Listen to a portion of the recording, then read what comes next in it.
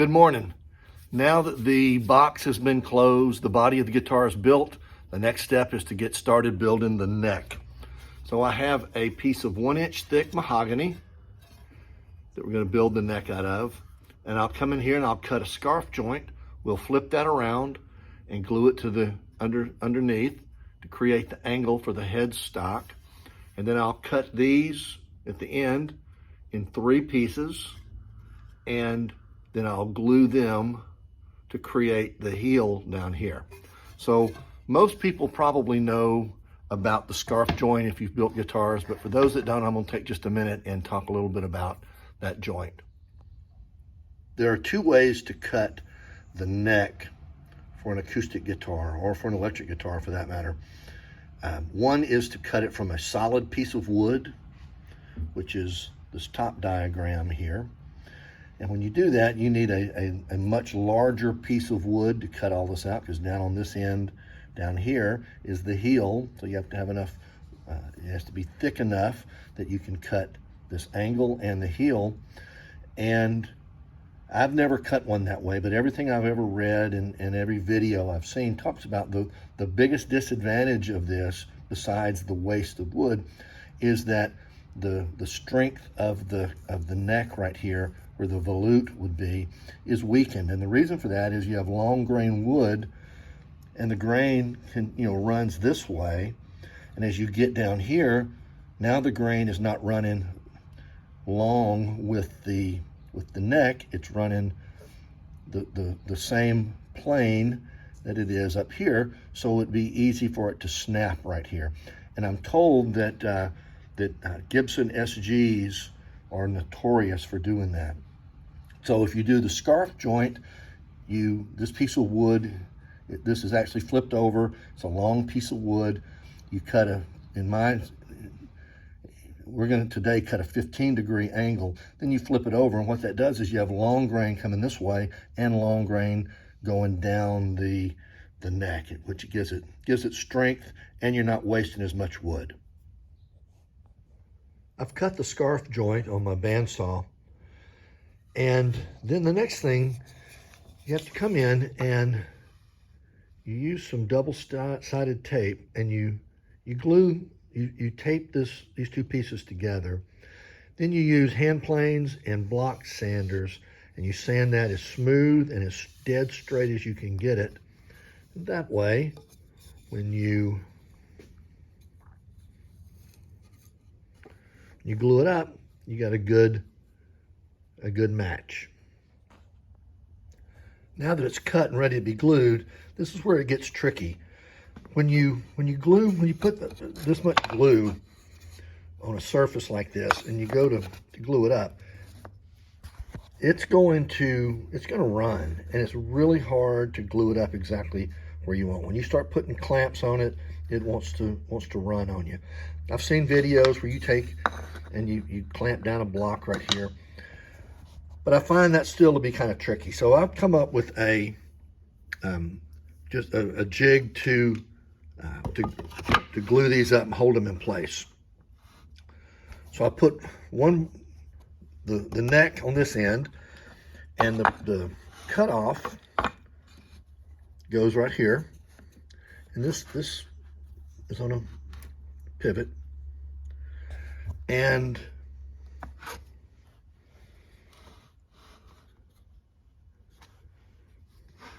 it's a little tricky doing this with one hand. I think you get the idea, though.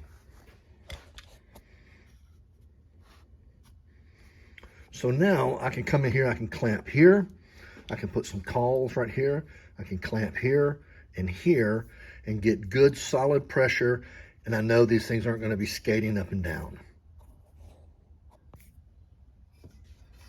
So the scarf joint has been glued up, and now I need to cut it to thickness. So this piece of ebony will glue to the top, that's the peg head, and then back here, you see this glue joint. Well, this is going to be moved down, way down here, but I will glue this piece of veneer on here to cover that. So these two pieces, the veneer and the ebony, are 4 millimeters thick. This headstock, it needs to be a total of 11 millimeters thick. So these are 4. So I've drawn a line that's 7 millimeters from the back. I've extended it all the way up to here. So now I'll take it to the bandsaw and I'll cut very close to that line.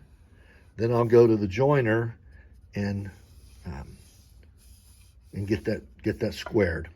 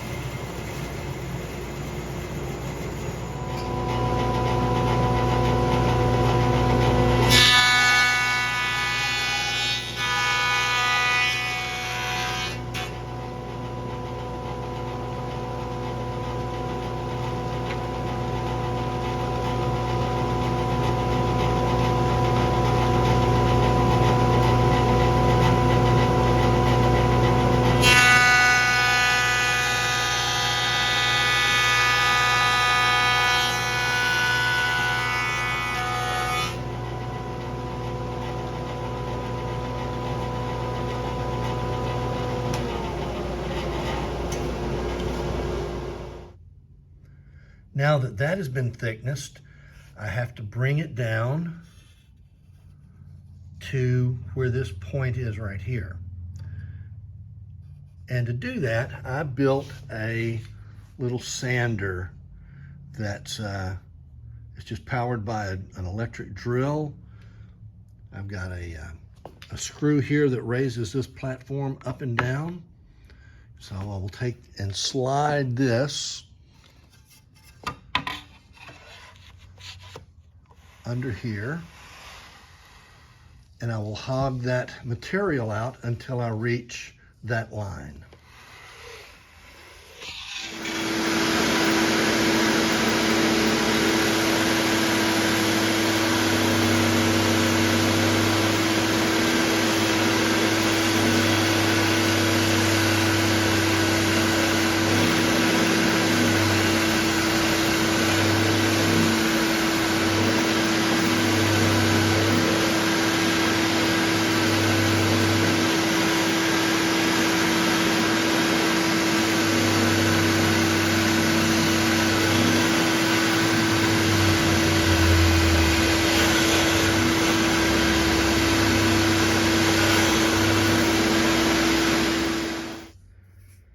And mission accomplished with that very high-tech sanding machine that I've got over there. But it did exactly what it was supposed to do. This is exactly 7 millimeters. And again, when you stack these up, which I did, and you measure them, comes out to 11 millimeters, the final thickness. And now I have this curve here that I'll be able to carve a volute. So far, so good. I've talked before about how a guitar, your measurements, your cuts, everything has to be very, very precise. And here's one of those moments. So right now we know where the nut is going to sit because we know where the break from the peg head to the fretboard is. Then you measure out the depth of the nut, and from the front end of the nut to the 14th fret is 357.7 millimeters. And then I added another inch for the tenon, which is actually going to be 7/8 of an inch, but give yourself a little room, a little wiggle room. And just as a tip, make sure you mark the tenon line all the way around, because one of the early builds, I got excited and I cut it right there. And then that just became a piece of mahogany firewood. So I'm going to cut this, and then I'll come here. There's 12 inches of wood left, and I'm going to cut these into probably 3 equal pieces, and then I will glue these underneath here, and I'll glue them in the order that I cut them. This one will go here, the second one next, and then the third one. And that way you're keeping the grain pattern, it's all matching up the same. So I'm going to go cut this, and glue up the heel block. I've cut the heel block and I've got it glued in. I've got to come up with a better way, because I've spent the last 10 minutes after gluing this up with these 3 blocks skating all over the place, and you know, I want to keep them square so I don't have to do a lot of work afterwards, you know, squaring everything up. There's got to be a better way to glue these things up. But you can see I glued them up in the order that I cut them off of the blank. So they're all glued up with the grain running in the same direction. I'm gluing the mahogany veneer to the back of the peg head, and in past builds I've struggled with how do I clamp that curve, and I came up with a pretty good idea. This is that jig that I used to glue the scarf joint. Well, I took the part that pivots right here, I took it off, and I put a sanding, I don't know what you call that, a sanding roll or tube, and I put it there and then clamped everything in, and that's the same diameter of the drum or the drill sander that I use, so it matches perfectly. And then I just clamped it down. I also used my heating blanket that I when I glue up when I bend the sides, I spritzed it with some water, and then got the blankets real hot, 300 degrees. Made a little sandwich with that veneer in there. Let it heat up for 2 or 3 minutes, and then clamped it in place for about a half hour. Let that shape take place, and then I've glued it in. So I think I may have come across a better way to glue the veneer up. On the last video, you saw where I had glued the ebony and the mahogany to the back to cover that scarf joint. I've also routed using a 1/4 inch router bit on my router table. This channel, I squared it off here at the top, and this is where the truss rod will go. It'll go in there just like that.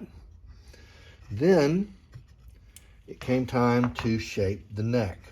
So what I did was, because this has a curve in it, you can't use one of these because it doesn't sit flush.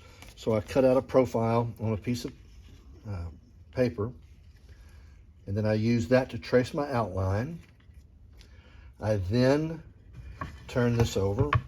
I use double stick tape, and I take this template, then flipped it over like this, used a flush trim router bit, and came all the way around and cleaned all of that up.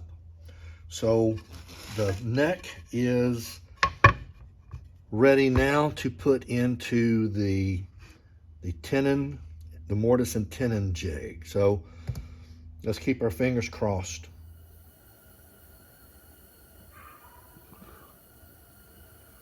Thanks for watching my videos. If you've enjoyed them, if you've learned anything, or if you just want to keep up with the progress, then hit the like button and subscribe. I appreciate it.